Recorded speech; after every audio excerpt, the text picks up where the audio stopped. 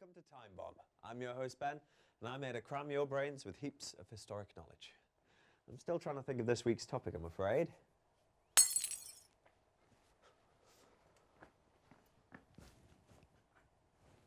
Hi Ben. Oh, hi Tom. How did you get in here? That's not important. But you do need a new window though. Oh. So, you remember that time we said they looked like Salvador Dali, right? No.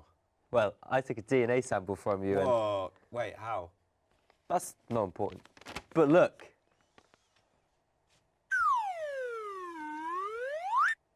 That's right. You're related to one of the greatest artists of all time, Salvador Dali. Oh, that's cool. I've always been a great admirer of his.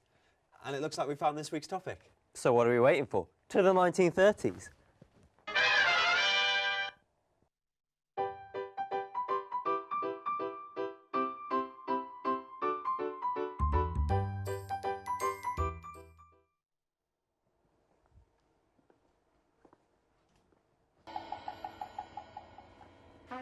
Wow, I'm in the 1930s. And the camera crew came too.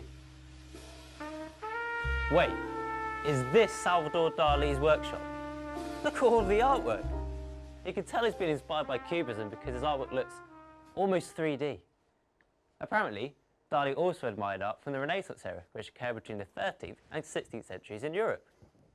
Renaissance artists used the foreshortening technique to create the illusion of depth by shortening lines. I'm sure I just heard a rat squeaking. Anyway, Ben once told me that Dali was also inspired by the Baroque, which began in the 17th century in Italy. The Baroque period placed a great emphasis on tension and drama. No wonder Dali loved it so much. There it goes again. I'm telling you, that rat is squeaking. Oh, wow, Ben. How did you grow a moustache so quickly? Who is Ben?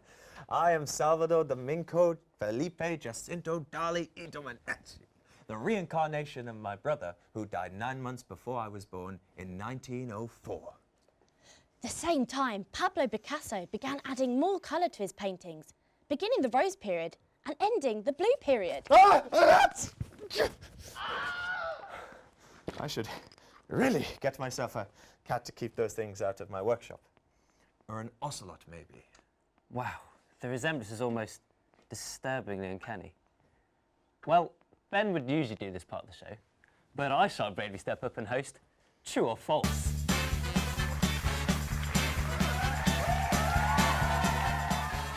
The game in which we give you a statement about our famous person and you guess whether it's true or false. This wasn't how I planned on spending my Friday morning, but okay. Round one. Dali designed the Chevrolet's logo in 1969. But it's 1930. That one is true. Round two. In 1945, Dali began collaborating with Walt Disney to create a short film. But it's 1930. That one is true as well. The film was called Destino, but it wasn't released until 2003. Round three. Dali worked with another famous filmmaker, Alfred Hitchcock. I'm incredibly confused. That is true as well. Dali worked on the dream sequence in the 1945 film Spellbound. Round four. Dali married his wife Gala in 1934. Ah, my love! That is once again true. Isn't love wonderful? I wouldn't know. Anyway, round five. Dali was actually expelled from the Surrealist movement in 1934. Oh, they obviously cannot comprehend my genius. What do you know? It's true. Unbelievable. They held a trial and everything. He and the Surrealist leader, André Breton, didn't really get on. Final round. Dali had a strange obsession with broccoli. This isn't a very entertaining game if every answer is always true. Well, that one is false. Ah! He was fascinated by cauliflowers, not broccoli. Oh, yeah, that one was false. And that's the end of True or false?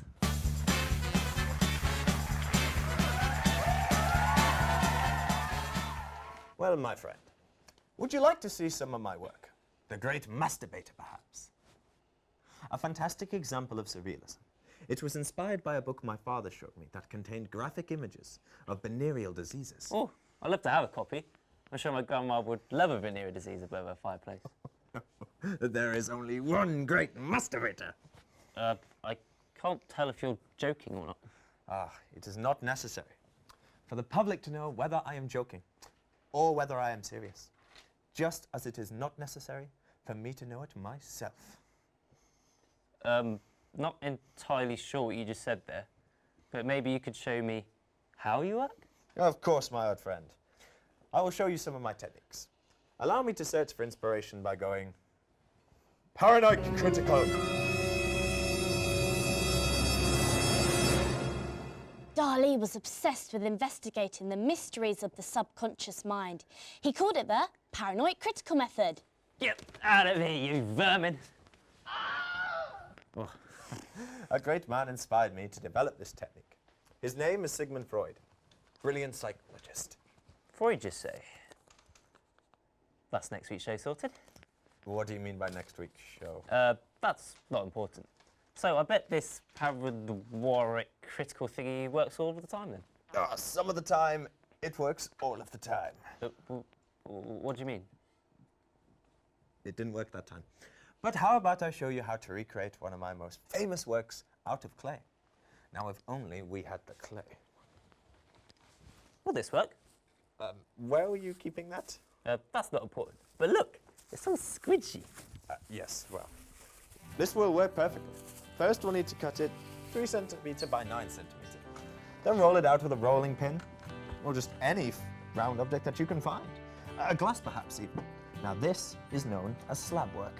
On it. How's this?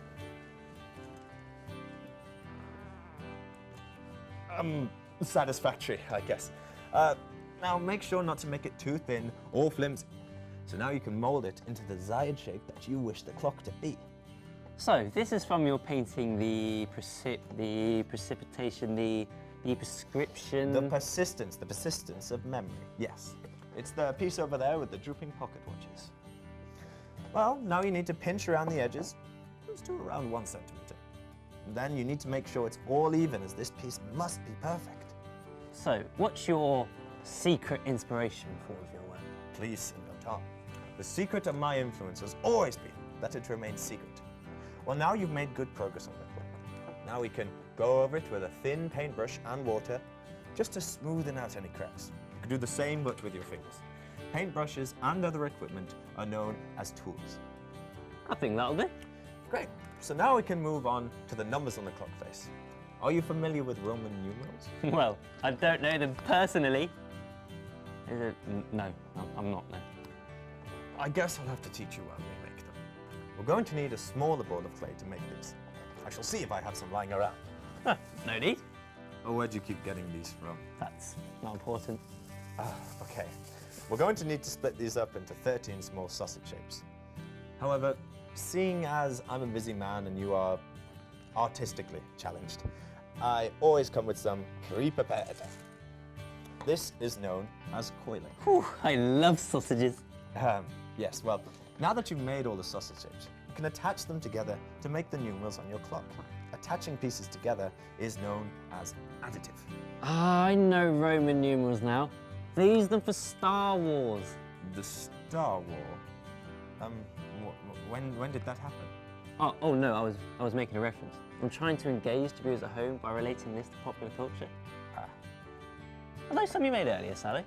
Refrain from calling me that. But yes, those are. Now you can try drying the clay whilst it's propped up against something to shape it a bit more. And then you could even paint it afterwards, like these ones. That's awesome. Thanks for helping me, Sal. Oh, no problem. You definitely needed the help. And please don't call me Sal. My name is Salva. Yeah, I get it. You have a long name. Big deal. So it looks like we're done here. This is Salvador Dali, born in 1904 and died in 1989. I what? It's not really important. Why don't you at home give this a go? Remember, the techniques used here can be applied to your GCSE art projects. Send your pictures to us via Twitter, @TimeBomb. We'll pick a winner, and the prize will be absolutely nothing because our budget can only cover the cost of time travel. Oh, I can't die. I'm too important for that. Dal? Danny? Where'd he go? Dali continued to make all sorts of works of art until his death in 1989. A great and passionate man, Dali worked in all forms of art, including sculpting, photography and filmmaking. You young artists can take inspiration from his surrealist style in your own work and ensure that his legacy lives on in you, the future. Take that! Well, I think Salvador's disappeared. I think I'll just head back to the present. To 2017!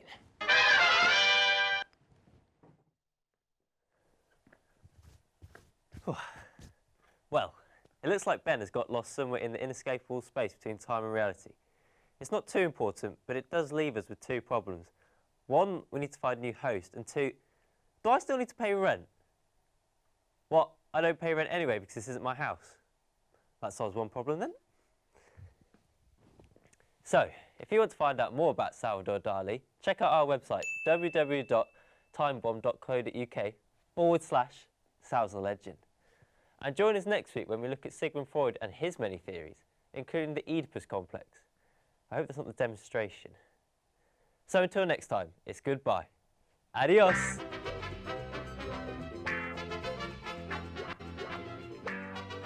Anyone seen Sal?